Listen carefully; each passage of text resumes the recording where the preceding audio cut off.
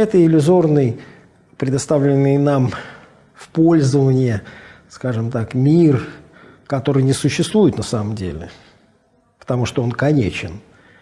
Есть, говорится, то, что когда-либо будет закончено, считается иллюзорным. Но он нами отчетливо воспринимается и дает полю исполнению любого желания. Эти желания приводят к действиям, действия приводят к последствиям.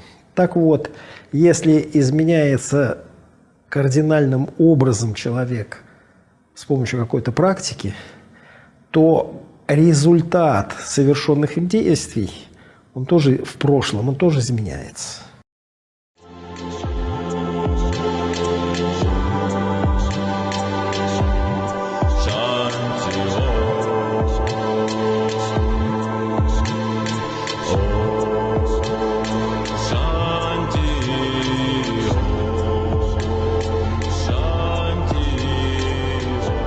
Govinda.